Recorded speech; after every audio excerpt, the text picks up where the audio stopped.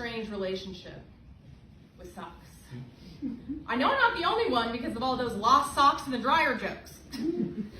My favorite one I've heard is, for every sock that gets lost in the dryer, it comes back as an extra Tupperware lid. Let's see, I've had the sock box for, how long have I had it? It was my freshman year of college. I didn't have time to put away my laundry before my midterm in sociology, so that was the fall semester of 2013. Oh my God, that was 10 years ago. For a decade, this box has never been without socks. Okay, I know it's not a box. I know it's a basket. Clearly, I'm a thinking person, and I can tell the difference between a box and a basket, but I just like the sound of sock box better than sock basket. You know? I like the assonance of sock box. Assonance. You know, the first time I learned that, I was in the 7th grade, and I remember because everyone in class laughed because it started with the word ass. You know, not a lot of people know about assonance. See, assonance is alliteration's counterpart. You know, everyone knows alliteration. You know, Sally sells seashells by the seashore. That's alliteration, the repetition of the S, the repetition of a consonant sound. That's alliteration. But the ah sound in box and socks, that's assonance, the repetition of a vowel sound. Well, then there's consonants. You know, consonants is when two words have the same beginning and ending consonant, but different vowel sounds in between.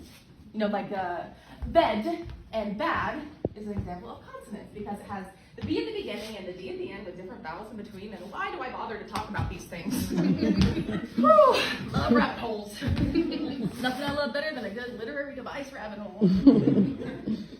That's not true. I don't know why I said that. Why do I say things that aren't true?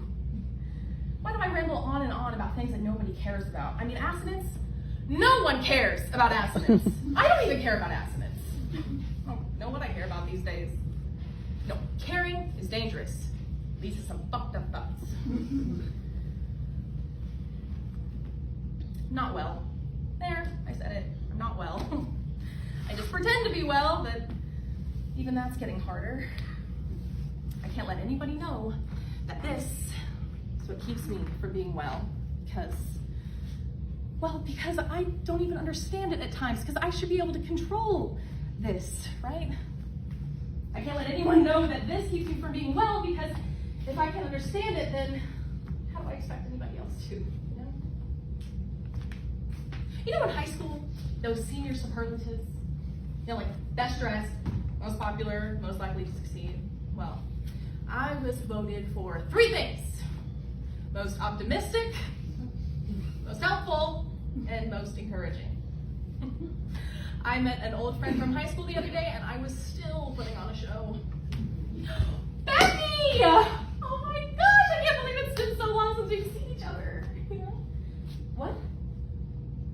You lost your job? I'm so sorry. You know, it's so challenging when these things happen, but I do believe that everything happens for a reason. And I know that sounds cliche. Well, it's because it is cliche. But as long as I've stepped in it, I might as well dig my heel into another cliche. I also believe that when one door closes, another one opens. And if that door is hard to locate, then there's often a window of opportunity. All cliches aside, I think you should take some time for yourself. Is there anything that you really wanted to do? You want to travel? You saved up to travel for a while, but then all means, Becky, do it. Then I told her about this woman that I knew. Her name was Stella. She was 79 years old. And she spent her whole life doing what she thought she was supposed to do. You know, she got married at 18 to her high school sweetheart. 1 month after graduation, by the age of 22, she had 3 kids. She went on to have 4 more. 7 kids. Can you imagine? And I mean, she sacrificed everything for her family. Her husband had a job that took him away a lot, so she raised the family all by herself. She never spent any money on herself. I mean, she just couldn't justify it in her mind. Before she bought anything, she thought, is this worth an hour of my husband's time? You see, she calculated what he made hourly, and then if she couldn't justify wasting an hour of his time on it, she wouldn't buy it. After years and years of ignoring her own wants, she more than hinted, she told her husband that what she really wanted was a mother's ring for Mother's Day. You know, one with all of her children's birthstones in it. You know what he said? Well, that's just foolish. You never go anywhere to wear that. Why would you want such a thing? He didn't buy it. And she never told her kids about it because she didn't want them spending their money on her. The day he died, the literal day her husband died, you know what she said? Treat yourself, Stella. She went down to the jewelry store and she bought herself that ring. So now, whenever I meet anyone who I think deserves to do something to make themselves happy, I say her signature catchphrase, treat yourself, Stella. So Becky, treat yourself, Stella, she said. You're the same Livy as in high school, still optimistic and encouraging. You know, I am optimistic about other people's lives. I am encouraging to other people, so when can I do that for myself? When can I treat myself, Stella? I am not well. But I want to be. I really do. I mean, I am optimistic. Whenever anything is going wrong, I am the first person to say what good can come out of that wrong. You know, one time we were on a camping trip and everything was going wrong. I mean, absolutely everything. And so I said things like, well, if we hadn't got turned around by that detour, we wouldn't have stopped at that wonderful shop with such great food. My sister at the time, she said, she was 8. Livy, your positivity is bringing me down. I am positive, I am optimistic, I am helpful, I am encouraging. You know, not only do I love my life, but I love life in general. I love my friends, I love my family. But then there are times when I go to sleep and I don't want to wake up. And what's the worst part about it is the guilt. I feel so guilty for feeling the way I do. I mean, I have a great family, but whenever I have these feelings, they're almost as bad. This guilt is almost as bad as these feelings that I have. So I talked to my friend Sophia, told her that I might be suffering from depression. She said, Nonsense. You're the happiest person I know. You're not depressed. What on earth could you have to be depressed about? I told her that I understand how grateful I am, how wonderful my life is, but I still can't stop these feelings, she said. Well, then the next time you're having those feelings, just focus on all the good things in your life. Wow! What a fucking genius Sophia is! Oh my god! I would have never thought to focus on all the good things in my life. I'm cured! You know, the next time I see a knife and I imagine slitting my wrist, I'll just think of all the good things in my life. You know, the next time I imagine crashing my car into the brick wall I drive past on the way to school every day, I'll just focus on all the good things in my life. You know, the next time I'm pumping gas and I imagine sticking the nozzle into my mouth and literally drinking gasoline, I would just focus on all the good things in my life. You know, when I remember I walked next by my husband's bedroom and there was a locked box with a gun in it, I'll just focus on all the good things in my life.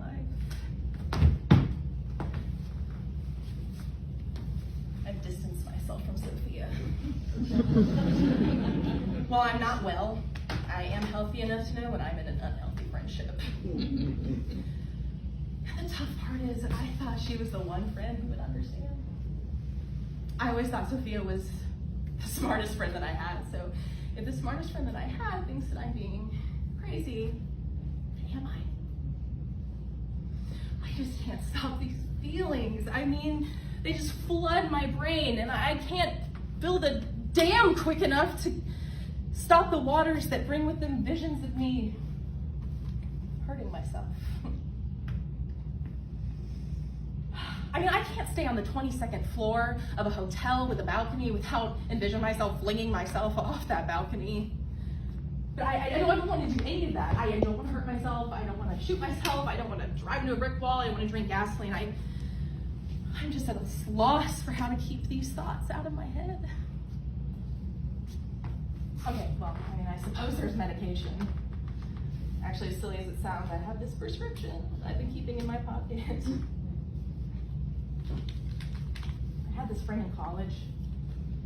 Her name was Lauren. She was wildly wonderful. Everyone thought she was insane, but I knew she was just present and alive every moment. It's like she lived in this circus, this circus that was, spirited and wonderfully chaotic and just full of energy. One time she came to my dorm room at 2 a.m. and she said, "Let's drive to the beach and watch the sunrise." I said, "It's 2 a.m. And she said, "I know. That's why we have to leave right now so we can get there in time to see the sunrise." We were leaving for the beach in her car at 2:07 a.m. We drove 4.5 hours to the beach. We got there 15 minutes before the sunrise. We watched the sunrise, and then we drove 4.5 hours back. I mean, all we did was sit on that beach and watch that sunrise. And that was in November, about a month before semester break.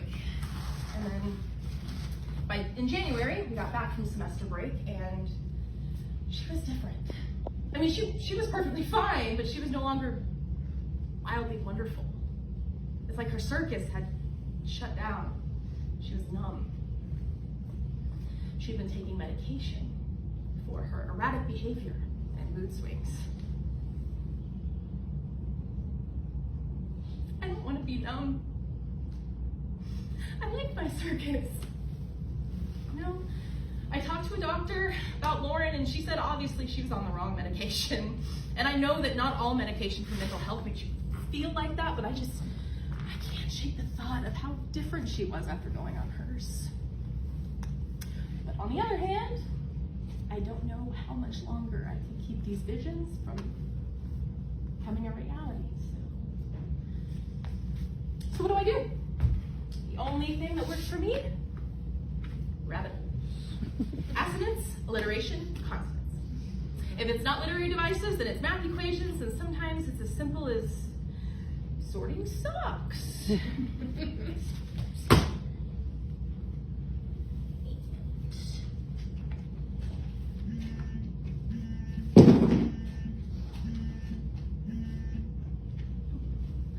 Hey, I was just sorting. What? Well, I don't understand what. No, how did this happen? Why did. Yeah, sure, I'm on my way. That was my husband. He was calling about Sophia. She's in the hospital. She just tried to kill herself.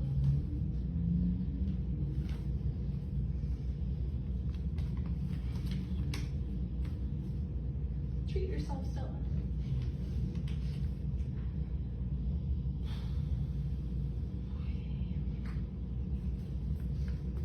Hi. I know, I have a prescription that I need filled.